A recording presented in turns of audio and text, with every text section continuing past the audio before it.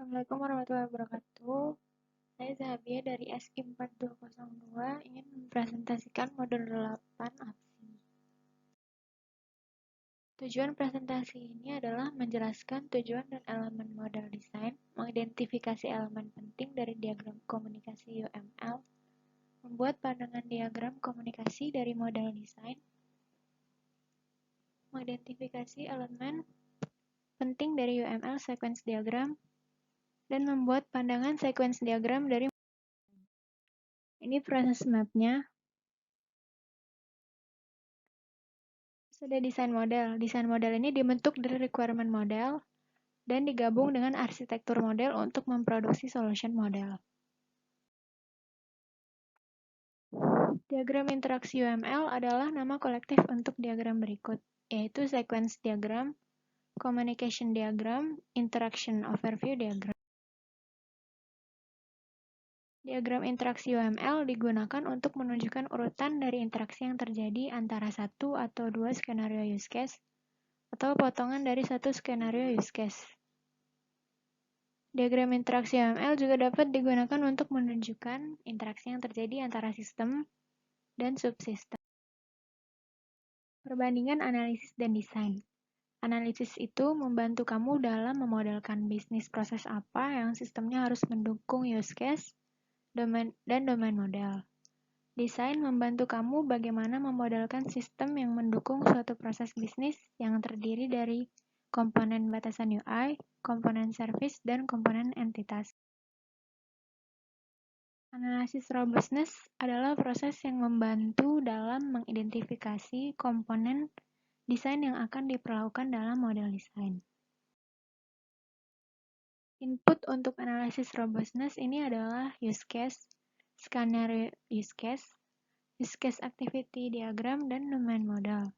Sedangkan outputnya adalah model desain biasanya diambil dari UML diagram interaksi dengan komponen desain seperti batasan, service, dan komponen entitas.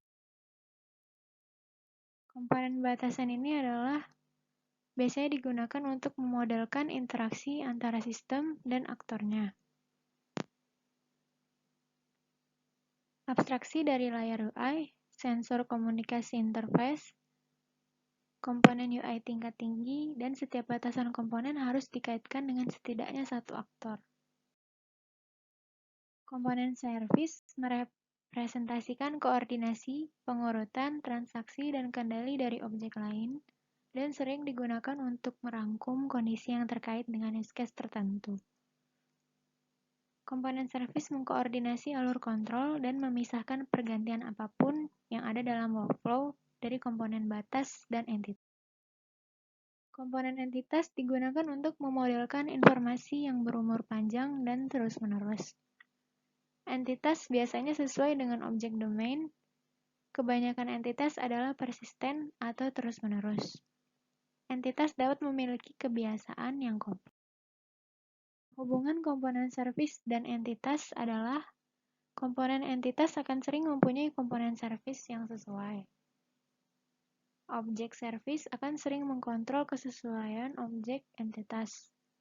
Juga objek service dapat menyerahkan ke objek service lain.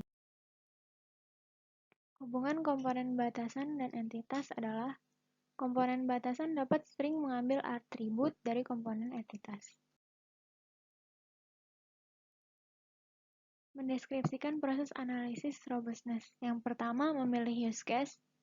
Kedua, membangun diagram komunikasi atau sequence diagram yang memenuhi aktivitas dalam use case. Membangun komunikasinya dengan cara mengidentifikasi komponen desain yang mendukung aktivitas dalam use case, menggambar asosiasi, dan menamai asosiasi tersebut. Yang ketiga, mengkonversi diagram komunikasi menjadi sequence diagram atau sebaliknya untuk pandangan alternatif. Berikut adalah elemen UML diagram komunikasi.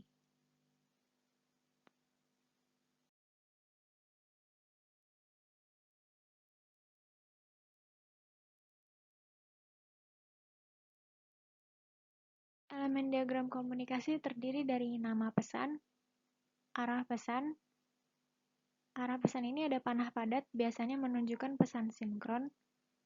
Terus ada panah terbuka, biasanya menunjukkan tentang pesan asinkron. Nomor urut yang menggambarkan urutan pesan.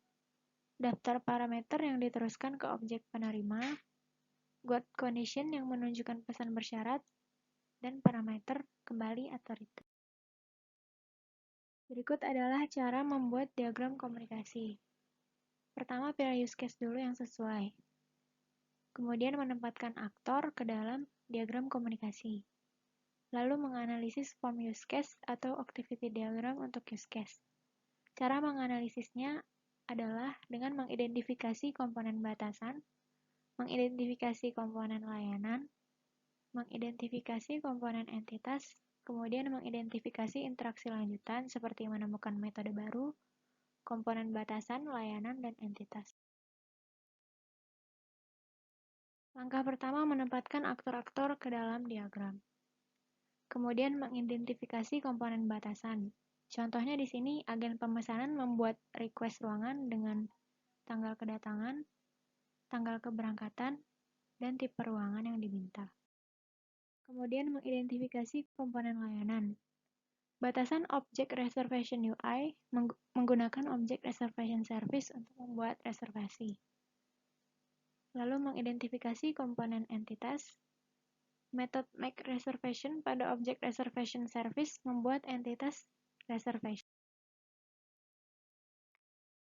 Kemudian mengidentifikasi komponen entitas. Metode make reservation menggunakan metode find room untuk menemukan kamar dari tipe kamar yang diperlukan.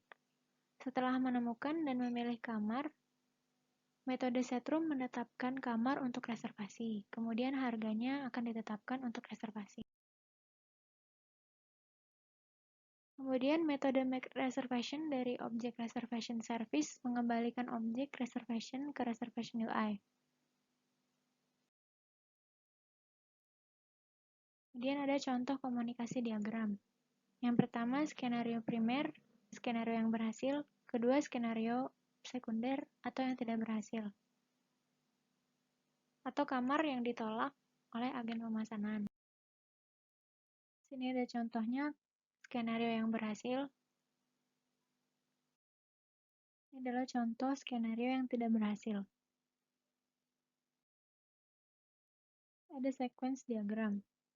Sequence diagram ini memberikan perspektif yang berbeda tentang interaksi antara objek. Dapat digunakan sebagai pengganti diagram komunikasi, dapat dikonversi ke diagram komunikasi, terbukti lebih berguna bagi pengembang atau development, menyorot urutan waktu interaksi. Ini elemen pada sequence diagram. Ada fragments. Diagram sequence mendukung notasi fragment. Penggunaan fragment meliputi menampilkan urutan loop, menampilkan jalur alternatif, memungkinkan untuk menampilkan 2 atau lebih skenario dalam satu diagram, menunjukkan referensi ke detail sequence diagram, memungkinkan untuk memecah diagram besar menjadi beberapa diagram. Ini ada contoh. Ini ada contoh sequence diagram. Ada skenario primer dan skenario sekunder dalam satu diagram. Ada skenario sekunder saja. Sama ada diagram sequence fragment yang menunjukkan detail untuk get reservation detail dan termasuk fragment loop. Detailnya biasanya disembunyikan. Ini ada contoh yang pertama. Contoh yang kedua. Contoh yang ketiga. Ringkasannya adalah sebagai berikut.